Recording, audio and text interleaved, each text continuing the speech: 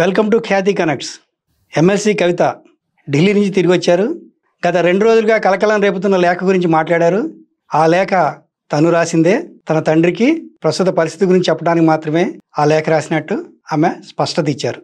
నేను గౌరవనీయులు పెద్దలు కేసీఆర్ గారికి ఒక లేఖ రాయడం జరిగింది. నేను మొన్ననే చెప్పున్నాను, కుట్రలు కుతంత్రాలు జరుగుతూ ఉన్నాయని. దీంతో ఈ లేఖ అసలుదా నకిలీదా అన్న సందేహానికి తెరపడింది. కవిత రావడంతో ఒక విషయంలో క్లారిటీ వచ్చింది. ఇక రెండో విషయం, పార్టీలో తండ్రికి చెప్పవలసిన విషయాన్ని నేరుగా చెప్పకుండా ఆమె లేఖలో ఎందుకు చెప్పారు అన్నది ఒక ప్రశ్న.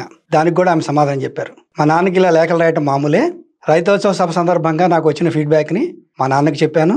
ఇందులో పెద్దగా కంగారు పడాల్సిన విషయమే లేదు. కాంగ్రెస్ బీజేపీలు దీన్ని భుజాలు తడుగుకుంటున్నాయి, ఇందులో ఎలాంటి ఇది లేదు అని చెప్పారు. నేను ఈ విధంగా కేసీఆర్ గారికి ఇదివరకు కూడా నా ఒపీనియన్స్ ఎప్పుడున్నా కూడా లేఖ ద్వారా చెప్పడం జరిగింది.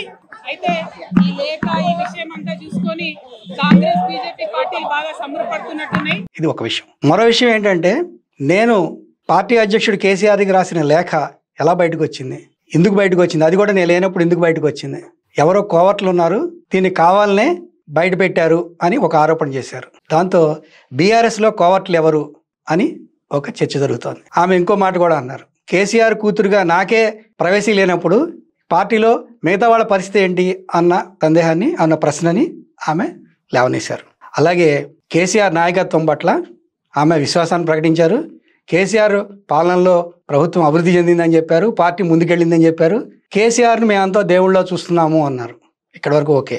ఆ తర్వాత ఇంకో మాట అన్నారు, పార్టీలో దెయ్యాలు ఉన్నాయా అన్నారు. మా నాయకుడు కేసీఆర్ గారే, కేసీఆర్ గారి నాయకత్వంలోనే తెలంగాణ బాగుపడుతుంది, ముందుకు పోతుంది, ఎటువంటి అనుమానం లేదు. కేసీఆర్ గారు దేవుడు, కానీ కేసీఆర్ గారి చుట్టుకొని దయ్యాలు ఉన్నాయి.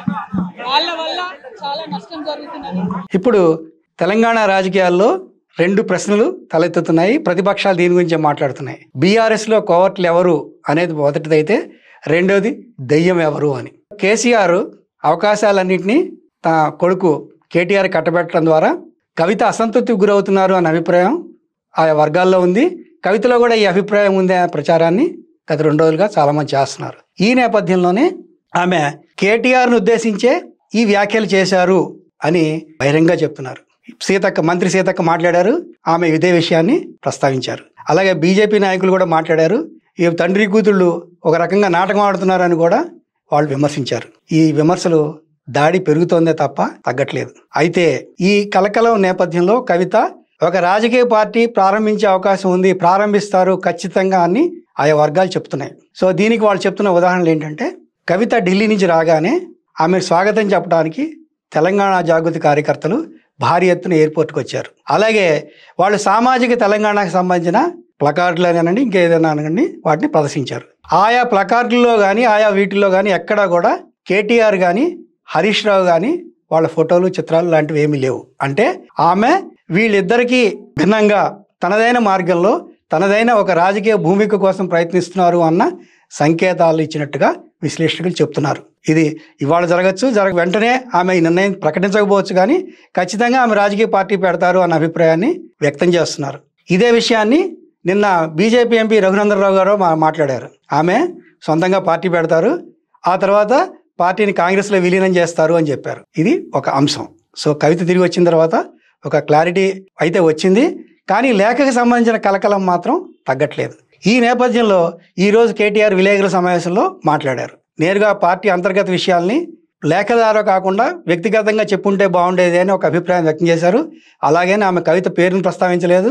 ఈ అంశాన్ని పక్కదారి పట్టించడానికి ఆయన రేవంత్ రెడ్డిని యథావిధిగా టార్గెట్గా చేసుకున్నారు. ఎప్పుడైనా సరే ఆయన టార్గెట్ రేవంత్ రెడ్డి కాబట్టి రేవంత్ రెడ్డి నేషనల్ హెరాల్డ్ కేసులో ఈడీ రిపోర్ట్లో ఆయన పేరు ఉండటం అనే అంశాన్ని ప్రధానంగా చేసుకుని రేవంత్ రెడ్డి మీద చాలా ఆరోపణలు చేశారు. రేవంత్ రెడ్డి పిసిసి అధ్యక్షుడిగా కోట్లాది రూపాయలని అధిష్టానాన్ని సమర్పించారు. అలాగే ఆయన యంగ్ ఇండియా పేరుకు విరాళాలు సేకరించడంలో కీలక భూమిక పోషించారు. ముఖ్యమంత్రి అయిన తర్వాత కోట్లలో మళ్ళీ అదే అధిష్టానానికి డబ్బులు సమర్పిస్తున్నారు అని చెప్పి తీవ్రమైన ఆరోపణలు చేశారు.